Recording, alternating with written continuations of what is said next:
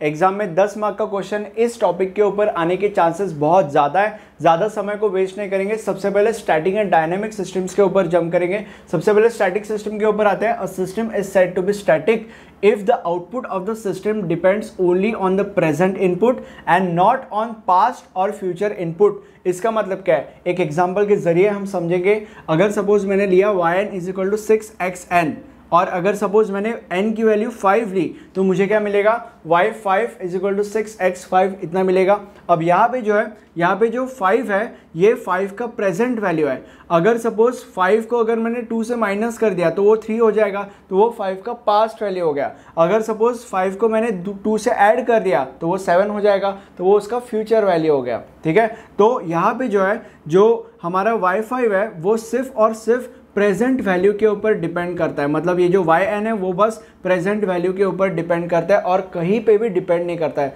Past या future value के ऊपर डिपेंड नहीं करता, और इसको स्टैटिक सिस्टम कहते हैं। अब देखो ये बिल्कुल इस डेफिनेशन को सेटिस्फाई कर रहा है। A system is said to be static if the output of the system depends only on the present, it depends only on the present input and not on past और future input. बिल्कुल satisfy करता है और इसीलिए ये एक static system है। अब यहाँ पे ध्यान देने जैसी और एक चीज़ है, स्टैटिक सिस्टम को हमेशा मेमोरी लेस सिस्टम कहा जाता है। क्यों? क्योंकि यहाँ पे कुछ उसे स्टोर नहीं करना पड़ता है। ठीक है, मतलब जब हम डायनेमिक सिस्टम के ऊपर जंप करेंगे आपको समझ जाएगा कि मैं क्या कहने की कोशिश कर रहा हूँ, बट इसको मेमोरी लेस सिस्टम कहा जाता है क्योंकि हमें कुछ स्टोर नहीं करना पड़ता है इधर। अब डायनेमिक सिस्टम के ऊपर जंप करते हैं। Dynamic system is one in which the output yn depends on the present as well as past values. अब इसको भी एक एग्जाम्पल के जरिए हम समझेंगे। yn is equal to xn plus x n minus 3। अब यहाँ पे अगर सपोज मैंने n का वैल्यू अगर 5 लिया तो यहाँ पे 5 आ जाएगा, यहाँ पे 5 आ जाएगा और यहाँ पे 5 माइनस 3 आएगा तो वो 2 हो जाएगा, तो वो 5 का पास्ट वैल्यू है। सो यहाँ पे क्या हो रहा है, the output is depending on present as well as past values. Okay, तो इसको हम डायनेमिक सिस्टम कहते हैं। अब ये जो डायनेमिक सिस्टम है इसको मेमोरी सिस्टम भी कहा जाता है। क्यों? क्योंकि जब यहाँ पे ऑपरेशन परफॉर्म होता है तब चीज़ें सेव करनी पड़ती है, मतलब उसके लिए मेमोरी लगती है और इसीलिए इसको मेमोरी सिस्टम भी कहा जाता है। ठीक है, तो इसको मेमोरी लेस सिस्टम, यहाँ पे इसको मेमोरी सिस्टम भी कहा जाता है। तो ये स्टैटिक और डायनेमिक सिस्टम का जो भांडा है मैंने अभी अभी फोड़ दिया। अब हम बाकी के सिस्टम्स के भांडे फोड़ने वाले हैं। अब हम causal and anti causal system के ऊपर जंप करेंगे। अब causal and non causal system के ऊपर जंप करते हैं। इसका प्रोनाउंसिएशन क्या है मुझे नहीं पता, बट स्पेलिंग ये है। ठीक है, अब इसकी कहानी ये है कि a system is said to be causal if the output of the system yn at any time n depends only on present and past inputs but does not depends on future input। मतलब वो बस जो हमारा output है वो बस present और past input के ऊपर डिपेंड है, बट फ्यूचर के इनपुट के ऊपर नहीं डिपेंड है, उसको कैजुअल सिस्टम कहा जाता है। अब एक एग्जांपल के जरिए हम समझेंगे इसे।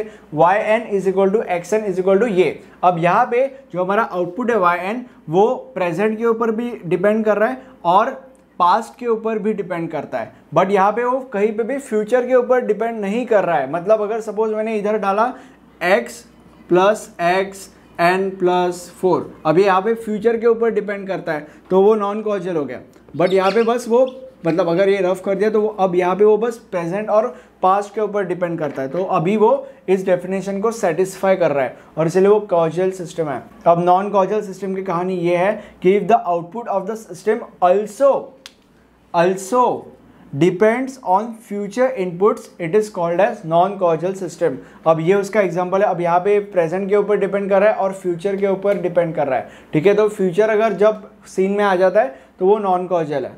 ठीक है, तो ये कॉजल और नॉन कॉजल का भांडा भी मैंने फोड़ दिया। अब हम भांडे फोड़ेंगे इसके लीनियर और नॉन लीनियर सिस्टम के भांडे फोड़ने वाले हम लोग। अब linear and non linear system की कहानी ये कहती है कि system is said to be linear if it satisfies the superposition principle. अब सुपरपोजिशन प्रिंसिपल क्या होता है, वो ये होता है, अब थोड़ा सा ध्यान देके देखना क्योंकि आगे थोड़ा सा ट्विस्ट आने वाला है। ठीक है, सबसे पहले मैं आपको बता दूंगा कि कैसे बनाते हैं। ठीक है, अब सबसे पहले x1n लेंगे और x2n लेंगे, दोनों को ऐड करेंगे। ऐड करने के बाद उसको सिस्टम में डालेंगे एंड देन हमें उससे y1n मिलेगा, मतलब उससे जो भी मिलेगा उसको y1n बताएंगे हम लोग। और ये जो y1n है वो ये है। ठीक है, मतलब जो ये दिख रहा है वो ये है। ठीक है, और यहाँ पे क्या होता है, यहाँ पे x1n और x2n सबसे पहले दोनों को सिस्टम में डालेंगे, फिर जो रिजल्ट आता है उसको ऐड करेंगे, एंड देन जो ऐड करने के बाद जो रिजल्ट आता है उसको हम y2n बोलेंगे। और y2n क्या है, वो ये है। और अगर ये दोनों इक्वल है, अगर y1n और y2n इक्वल है तो फिर हमारा जो सिस्टम है वो लीनियर है, और अगर वो इक्वल नहीं है तो हमारा जो सिस्टम है वो नॉन लीनियर है।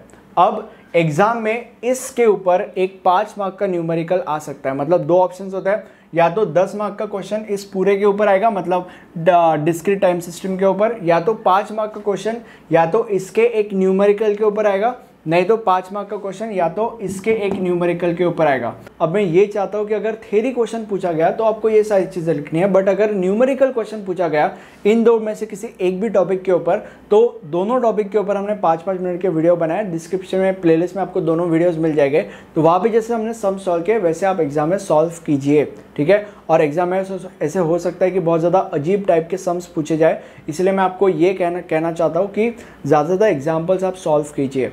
नोट्स में हमने enough number of examples solve करके दिए ताकि आपको जितने भी मार्क्स चाहिए इसमें से 5 आउट ऑफ 5, 10 आउट ऑफ 10 या पूरा का पूरा 80 ऑन 80, तो उस हिसाब से हमने नोट्स बनाए। तो एक बार नोट्स को चेकआउट कीजिए।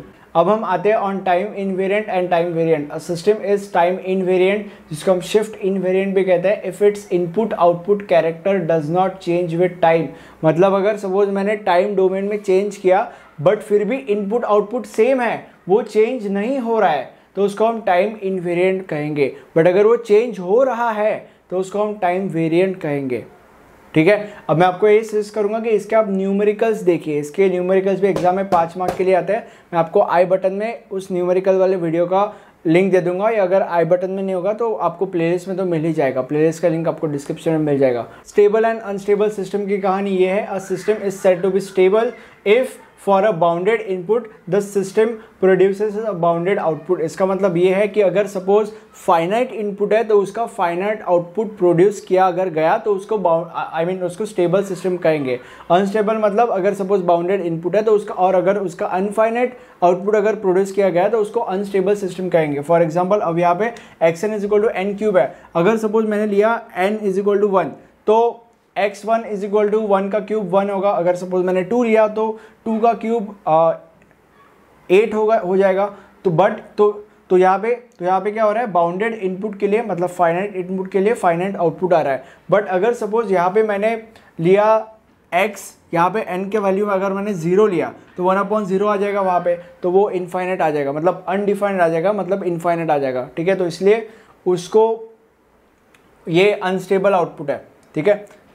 तो इसीलिए ये एक अनस्टेबल सिस्टम है, ओके। तो ये स्टेबल एंड अनस्टेबल सिस्टम का भांडा हमने फोड़ दिया।